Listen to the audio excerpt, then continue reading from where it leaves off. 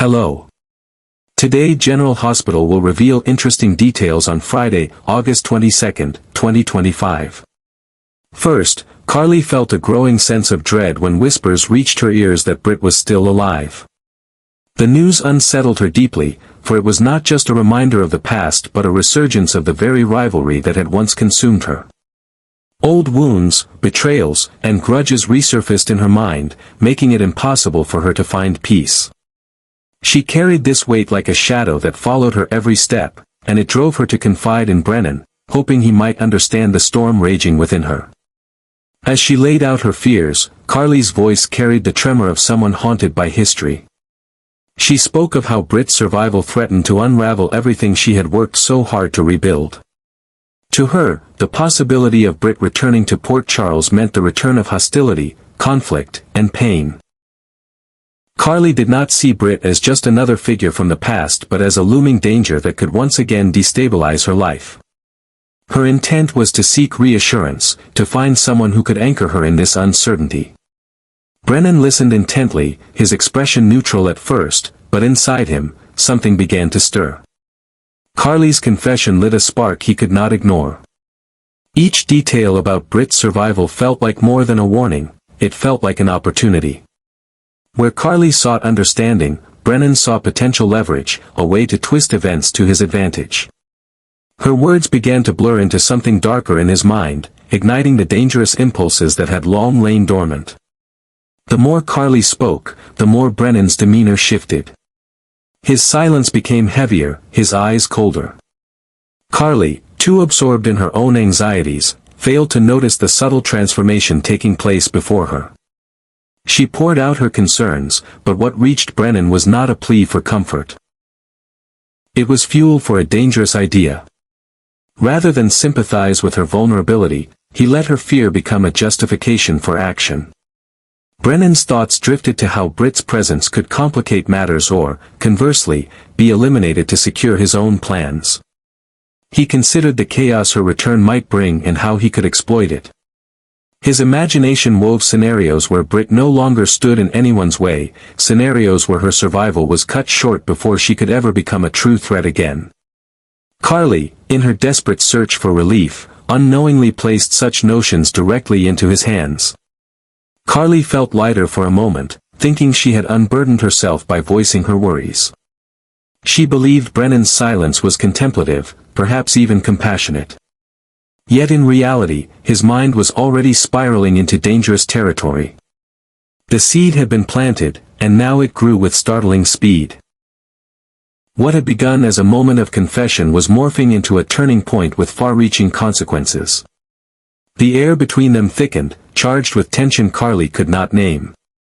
She thought she had found a listener, someone who might protect her from the shadows of her past.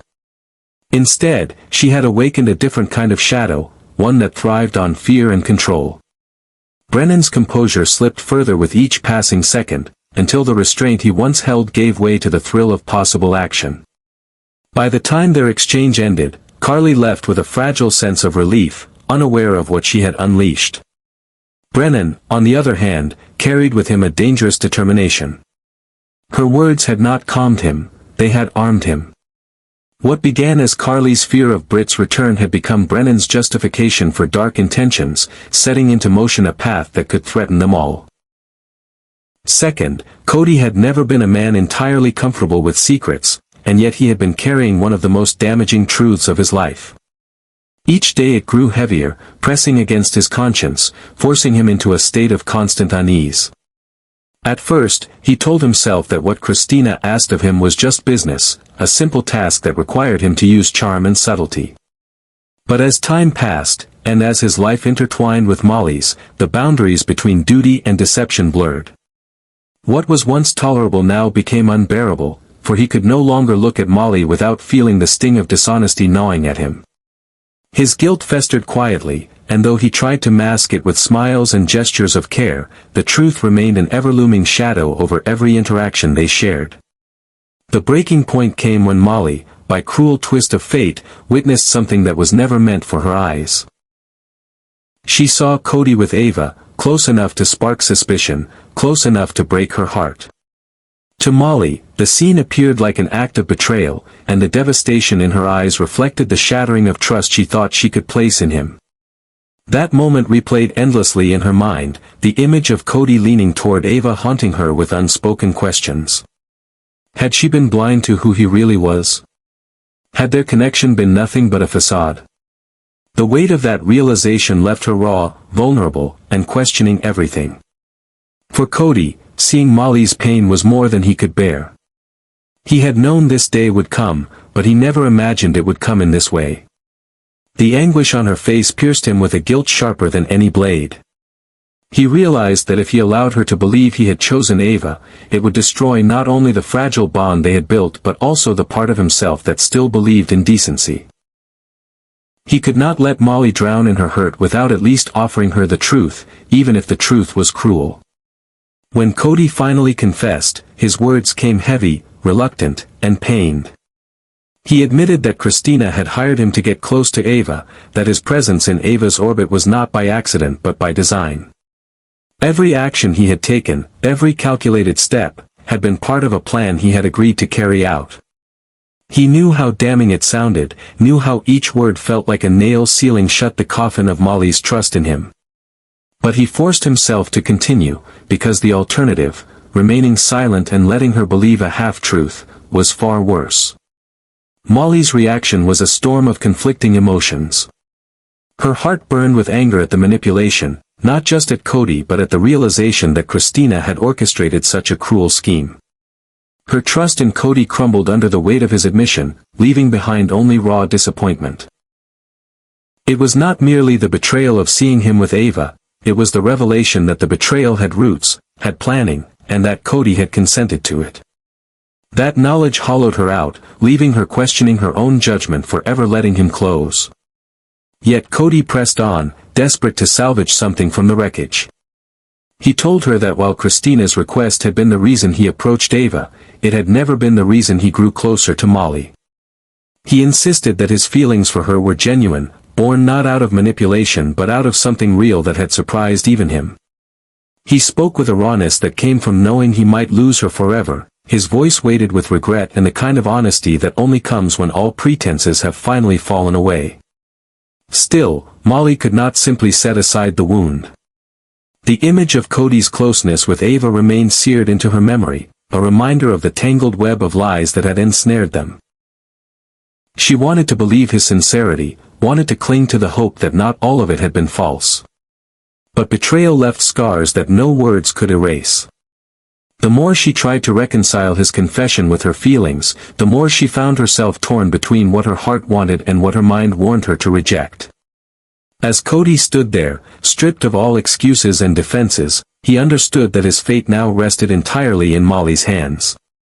He had told her the truth, not to absolve himself but because he could not bear to see her suffer under false impressions. Whether she chose to forgive him or to cast him away, Cody knew he had done the only thing left to honor the part of himself that still valued honesty.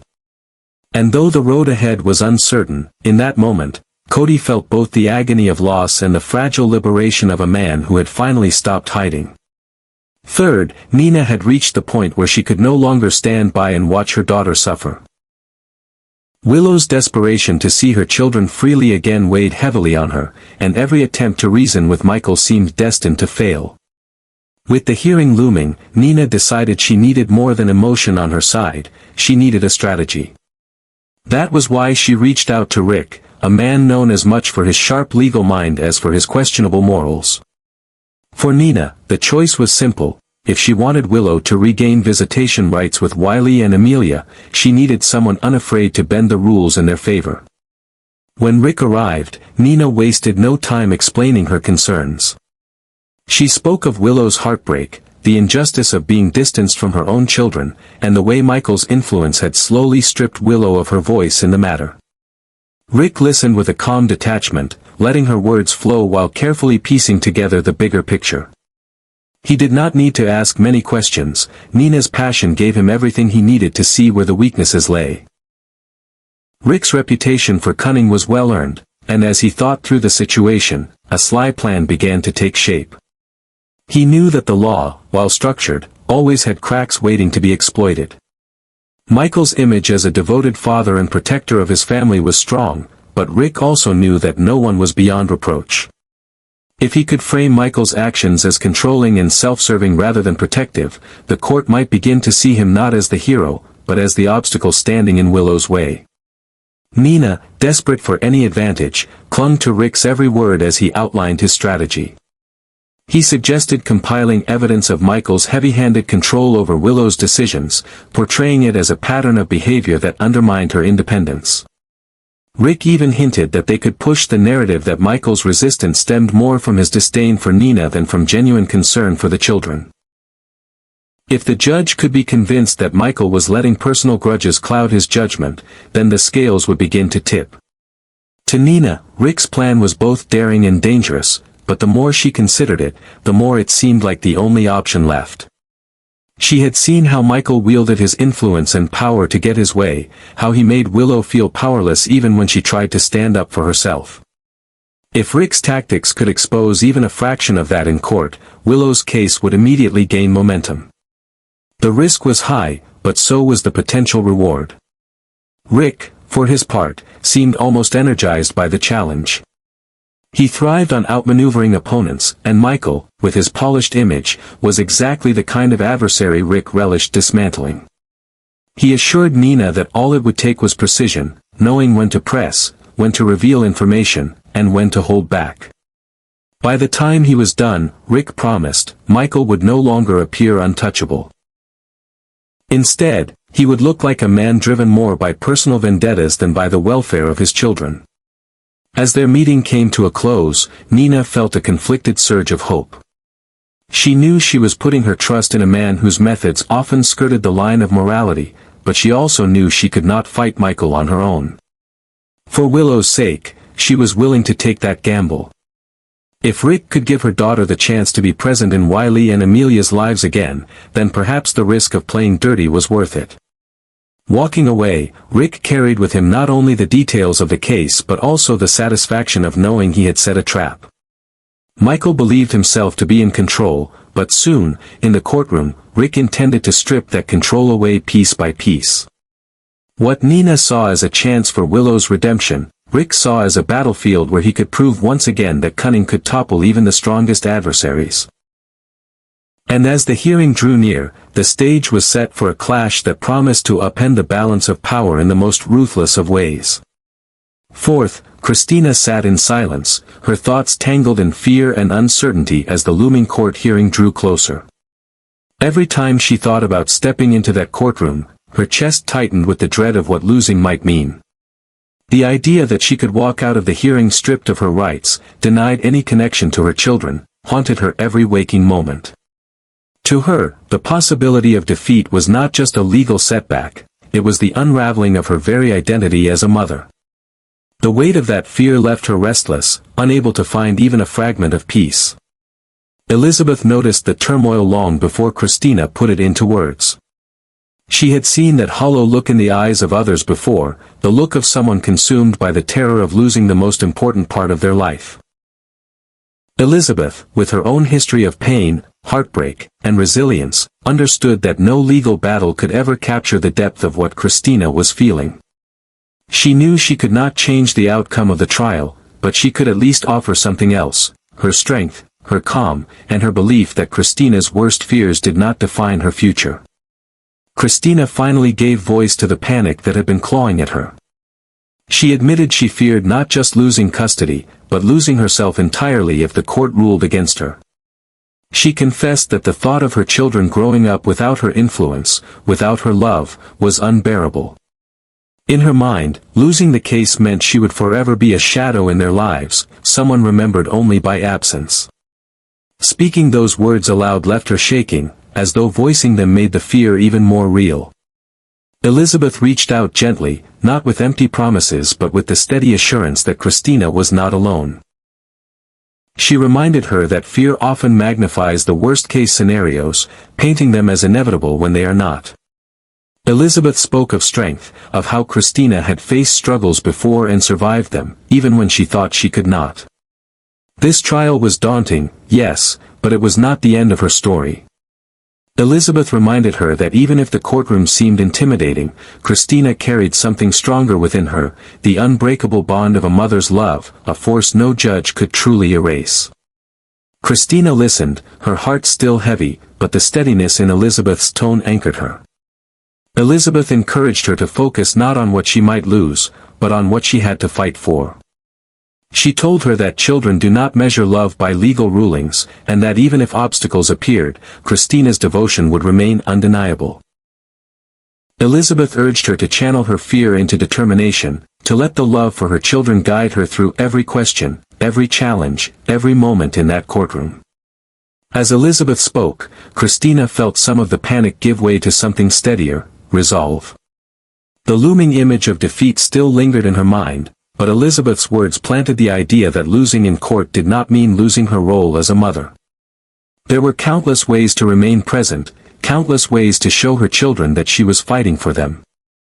The fear of total erasure was still there, but now it no longer seemed absolute.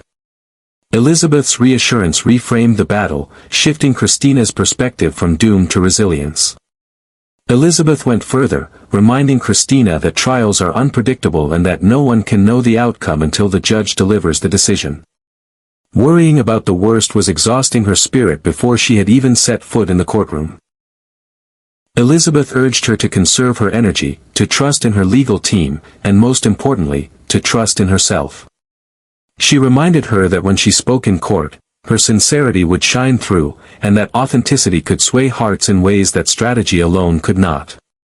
For Christina, those words resonated deeply. She realized that her children needed more than her victory, they needed her strength.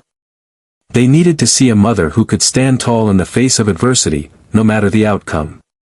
That realization began to soothe her fears, replacing them with a sense of purpose.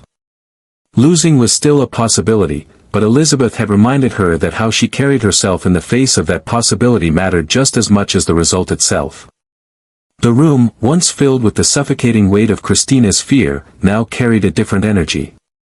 Elizabeth's presence and calm encouragement had shifted the atmosphere.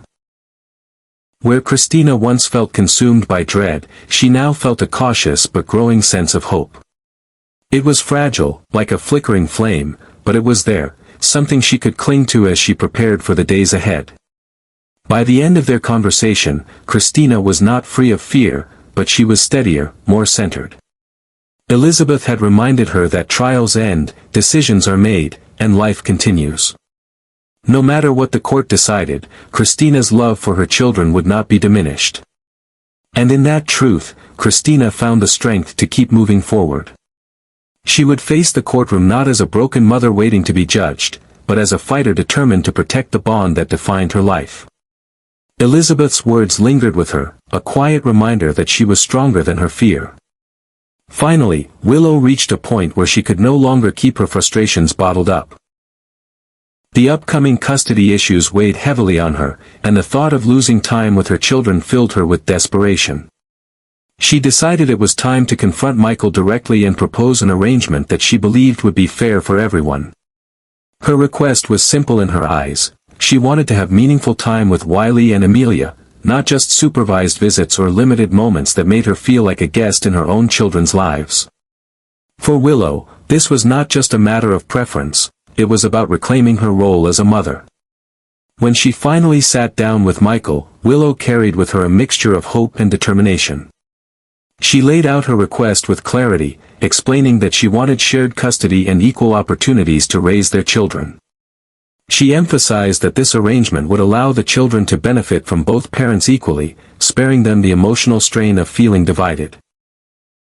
Willow was firm but not aggressive, believing that Michael, as someone who loved the children deeply, would see the fairness in her proposal. Michael, however, listened with a guarded expression. To him, Willow's request was not just a matter of fairness, it was a threat to the stability he had worked so hard to provide. He believed that his home offered consistency, security, and structure, and he feared that expanding Willow's access would disrupt that balance. Though he did not doubt her love for the children, he questioned her readiness and her decisions, and those doubts weighed more heavily in his mind than Willow's words of sincerity. When Michael ultimately refused, the tension between them became undeniable. His rejection was not wrapped in harsh words, but the meaning was clear: he would not agree to her terms. To Willow, this was not only a dismissal of her proposal but a dismissal of her very identity as a mother. She felt as if her voice had been silenced yet again, her rights diminished, and her role in the children's lives undermined by someone who believed he knew better.